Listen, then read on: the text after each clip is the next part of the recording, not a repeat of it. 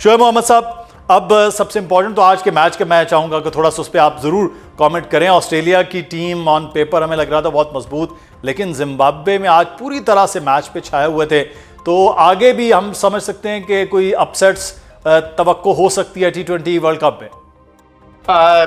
बिल्कुल, ये cricket game ही ऐसा है और इसमें uncertainties every now and then देखने में आ ही जाती हैं कहीं ना कहीं। आप ये देखें कि जिम्बाब्वे कभी ऑस्ट्रेलिया से वर्ल्ड कप के मैच कभी नहीं हारा है। 2 दफा 2007 में, इससे पहले केप टाउन में खेले थे, वहां भी जो विनर थे वो इन्हीं की टीम थी।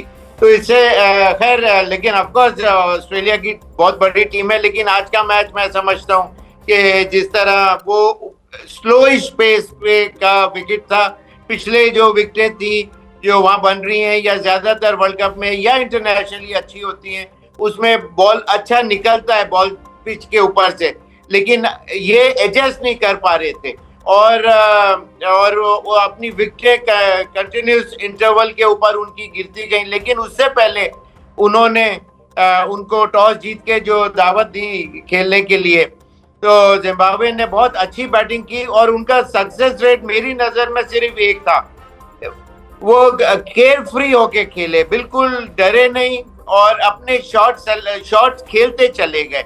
फंसी हुई विकेट के ऊपर, जहां विकेट बहुत अच्छा तेज नहीं आता, तो वहां अगर आप बिल्कुल करेक्ट क्रिकेट खेलने जाएं तो मुश्किल होती है। तो उन्होंने केयर फ्री होके खेला, जिसकी वजह से उनको एक रीजनेबल अच्छा टोटल मिल गया। उनकी विकेटें भी कम गिरी और वो एडेड एडवांटेज था इसे कि they could throw their bats on to the ball. और ऑस्ट्रेलिया की जब बारी आई तो वो जिस तरह मैक्सवेल आउट हुए या उनके, और जिम्बाब्वे की एक्स्ट्रा ऑर्डिनरी फील्डिंग जो थी वो that did it for them. बिल्कुल। भट्टी साहब, कल भी एक ऐसा ही मैच अफगानिस्तान और साउथ अफ्रीका का था, लेकिन आखिरकार साउथ अफ्रीका के ना उसका खासे मजबूत नज़र आए और उसके बाद वो जीत भी हुई। तो ये क्लोज के मार्जिन जो हैं वो छोटी टीमों के को हल्का ना लिया जाए, यही वर्ल्ड कप का पैगाम नज़र आ रहा है 2 मैचेस में खासतौर पे। बिल्कुल मुदस्सिर भाई, ये जो छोटी टीमें हैं ना, अभी तो जिम्बाब्वे ने एक अपसेट किया, ये मेरे ख्याल में पार्टी स्पॉइलर साबित होंगी। अब ऑस्ट्रेलिया की आप नॉन सीरियसनेस का अंदाजा लगाएं कि पाकिस्तान अभी जो 3 T20 खेलने ऑस्ट्रेलिया की टीम आई थी, वो पहले दुबई में आराम करती रही, फिर लाहौर आई, लाहौर आके उन्होंने प्रैक्टिस ही नहीं की, डायरेक्ट मैच खेलने चले गए और 4 दिन में 3 मैच खेले, तीनों मैच हार गए। उनके कुछ प्लेयर आराम करते रहे। तो वो जो उनकी नॉन सीरियसनेस पाकिस्तान के टूर से पहले पाकिस्तान में हमें नजर आई, तो उसके आज हमने असरात देखे कि उनके प्लेयर बिल्कुल वो प्लेयर नहीं थे जो जिस हवाले से ऑस्ट्रेलिया जाना जाता है। लेकिन आप देखें कि छोटी टीमें भी, अभी तक हम ये समझ रहे थे कि 1 साइडेड मैच होंगे। पहले दिन पाकिस्तान की टीम, अगर फहीम अशरफ वो बैटिंग ना करते, हारते हारते बची, यूएस ने भारत को फंसा लिया, तो मेरे ख्याल में अभी आगे अपसेट होंगे। लेकिन पाकिस्तान मेरे ख्याल में इस लिहाज से अभी बेहतर पोजीशन में है कि दोनों मैच जीते हुए, तीसरा मैच अगर हो जाता है तो ना भी जीते लेकिन जीत जाए तो बहुत बड़ी बात है। लेकिन अगर एक एक पॉइंट मिल जाए तो पाकिस्तान की टीम फिर सुपर 8 के लिए थ्रू कर जाती है। तो पाकिस्तान इस वक्त बेहतर मकाम पर है, लेकिन ये पाकिस्तान टीम, इसके बारे में अब एक्सपर्ट्स कह रहे हैं कि भारत के बराबर पाकिस्तान का स्पिन अटैक है। लेकिन मुदस्सिर भाई, पिछले दिनों आपको याद होगा कि बहुत ज्यादा जब पाकिस्तान ने खेलने से इनकार किया, बहुत ज्यादा कंट्रोवर्सी चली, बहुत ज्यादा पैसों की बात हो रही थी।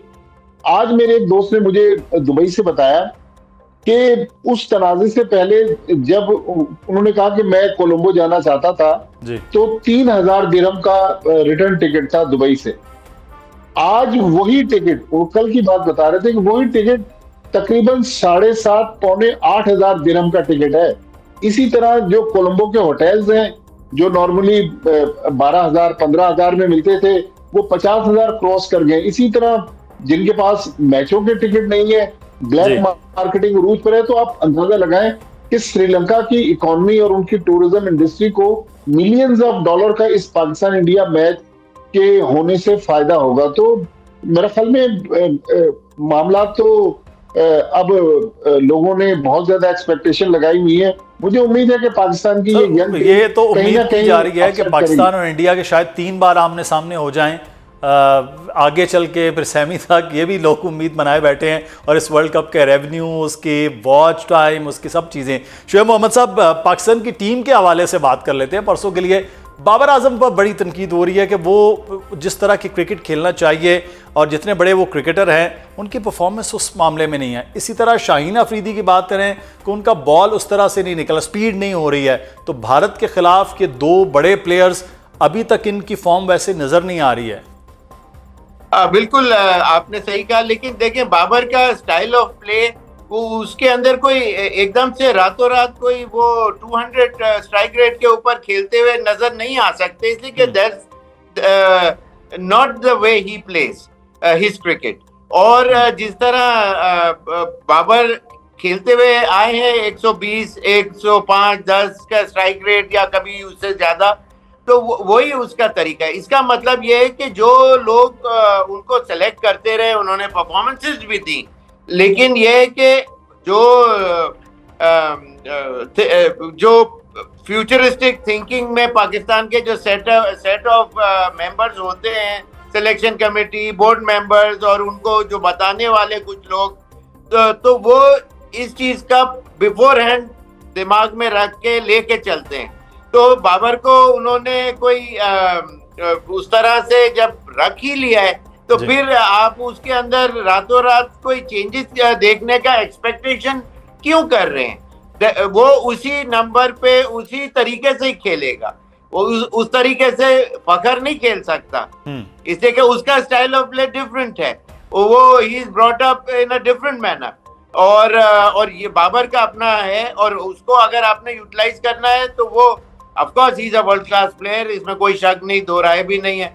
लेकिन बात यही है। दूसरी बात शाहीन का ये है कि जो फिटनेस लेवल और उसके इश्यूज जो हैं, और काफी अरसे से वो injury, back to back injuries उनको होती रही हैं, तो अब उन्होंने अपनी पेस को कर्टेल करके उन्होंने एक रीजनेबल तरीके से बॉल करना शुरू कर दी हुई है, जिसकी वजह से हम एक्सपेक्ट करते हैं कि जी वही शाहीन अफरीदी जब ये शुरू में आए और उन्होंने इतना ज्यादा ज़ील और ज़ेस्ट के साथ बॉलिंग करते हुए विकेटें उड़ाना शुरू कर दी, और बहुत कम मैचेस के अंदर 100 विकेटें भी देने में कामयाब हुए। तो अब यही हमारे पास है। हमारी फास्ट बॉलिंग डिपार्टमेंट जो है वो इतना ज्यादा पेनिट्रेटिव नहीं है, but at the same time we have very good spinners, in fact match winner spinners भी हैं, और उसके अंदर स्पेशली अबरार और उस्मान तारिक जो हैं,